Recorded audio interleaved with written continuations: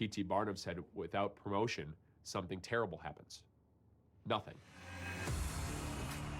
It's the hottest ticket in Savannah this summer. Every single game the Bananas have played at home, well, it's been a sellout. Every night, we do new things we've never done before in front of a live crowd. They travel in from hours and hours away just to see them play. I've been to a lot of baseball games, and this is the coolest environment than any baseball game I've been to, pro and amateur. It's not even a baseball game, it's a circus. When you come to Banana Land, it's 4,000 fans in the stands, and you're impacting these people. That's pretty amazing. Many players have their uniforms. It means it's game time. My yellow tux is my uniform, and I know when I put this on, I'm on stage, it means it's showtime. Here in Savannah, we've got the #1 place to come to and watch baseball. These guys are geniuses. They've cracked the code. They figured out how to get attention and publicity and get everybody talking about them all at once. Our goal every night is to make one more person smile, one more person happy. We exist to make baseball fun. Whatever's normal, do the exact opposite. I grew up in a small town, Scituate, Massachusetts, and I fell in love with the game pretty early. I wanted to play down south, so I took a full ride to go down to Wofford College, which was the second smallest Division I school in the country at the point. I started as a freshman, was pitching every Friday night. I started getting letters from the Braves, from the Padres. I was getting Christmas cards from the New York Mets every year, and I thought my dream was going to come true. It was my senior year, and I started noticing that my arm would start bruising every time I pitched. They found out that I had 3 complete tears in my shoulder. Just like that, my career was over. What do I do now?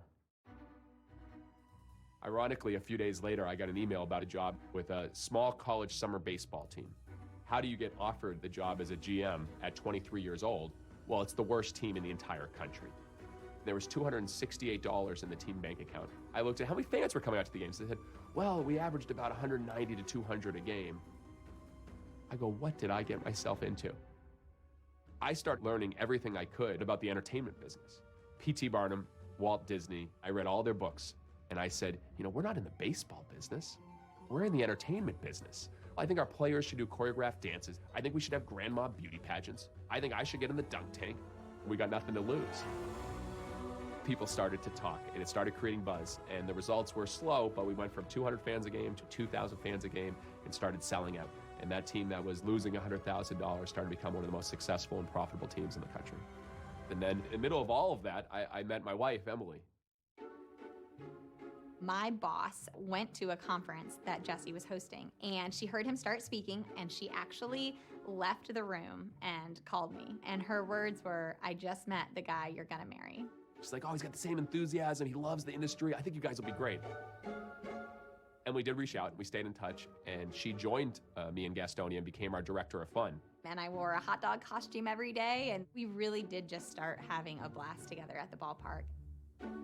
I proposed in the middle of the game. We stopped the game. I thanked all the staff, and I said, last but not least, our director of fun, Emily McDonald. And he got down on one knee. He had a baseball in his hand. He opened up the baseball, and inside it was a diamond ring. As she hugged me, I had a fireworks show go off in the middle of the game. And so I surprised him with a little getaway to Savannah, Georgia. He had never been, and because we're ballpark junkies, we came to the ballpark in Savannah. I remember it was a Saturday night. We walked into the stadium. You could feel the history of the ballpark. I felt like a kid in a candy store. And I walk up the stairs to the grandstand, and I look around, and there was no one there. It was eerie. And so that night, he called the commissioner of the league, and he said, if this market ever becomes available, we've got ideas.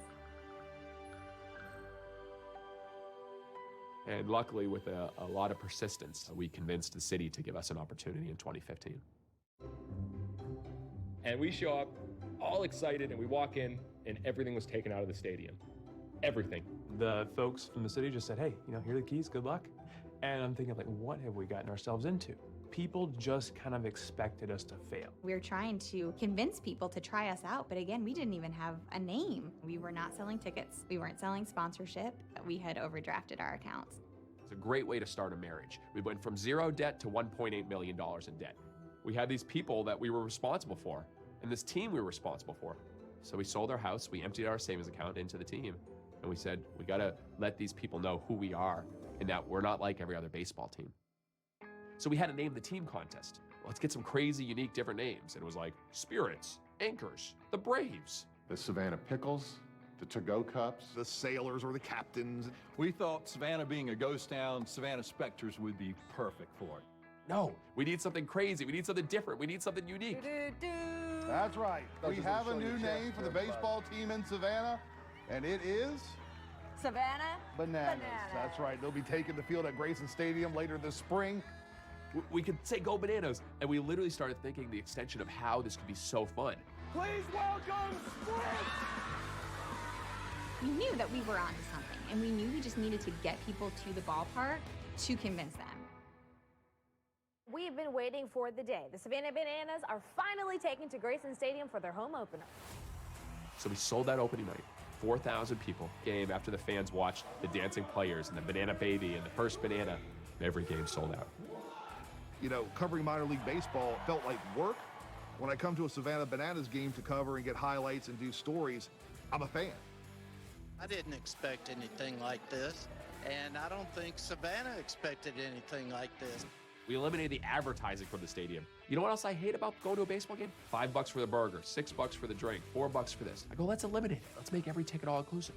And if you look at what we do during a game, from the banana baby to the breakdancing first base coach, to players introducing themselves when they come up to bat, get your hands together, to a male cheerleading team, to not a young dance team, but a senior citizen dance team. It keeps us young at heart, and people love us. So usually you go to sporting events and you can't really connect with the players.